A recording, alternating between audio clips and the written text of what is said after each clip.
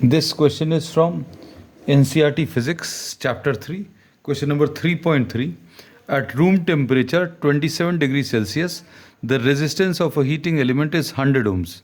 What is the temperature of the element if the resistance is found to be 117 ohms? Given that temperature coefficient of the material of the resistance is 1.7 into 10 to the power of minus 4. इसमें हम लोगों को initial temperature, the room temperature T1 is given 27 degree Celsius and इस temperature पर जो resistance है, initial resistance, this is 100 ohms. What is the temperature of the element if the resistance is found to be 117? So final resistance is 117 ohms. This is given. T2 अभी हम लोगों को calculate करना है. Delta T, this is the rise in temperature, T2 minus T1. Formula to be used in this question is R2 is equal to R1 into 1 plus alpha into delta T. The temperature coefficient of resistance alpha की value भी दी हुई है. Alpha is 1.7 into 10 to the power of minus 4 per degree Celsius.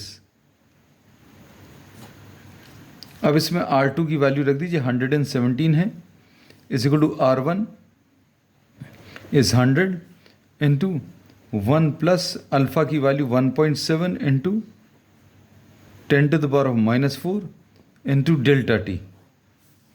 अब इसमें 117 divided by 100, इसको अभी हम लोग इधर ट्रांसफर कर रहे हैं, is equal to 1 plus 1.7 into 10 to the power of minus 4 into delta T. We are transferring 1 to the left side.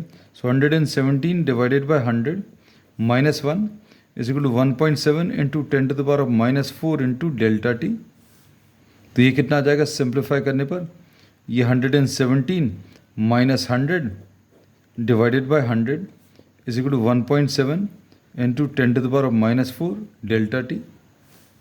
ये 17 आ जाएगा, divided by 100 आ जाएगा, इसको भी नीचे ले आए, 1.7 into 10 to the power of minus 4, this will be equal to delta T.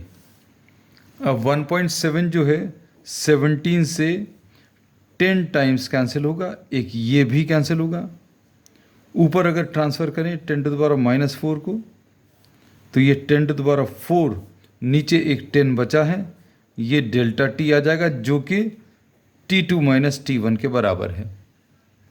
अब इसमें ये 1000 आ जाएगा क्योंकि 4 जीरो है, एक ज़ीरो कैंसिल होगा, is equal to T2 minus T1 is 27. T1 is given, the room temperature 27. अब इसको अगर आप सिंप्लीफाई करें तो T2 will be 1000 plus 27 which will be equal to 1027. So the final temperature of the resistance will be 1027 degrees Celsius.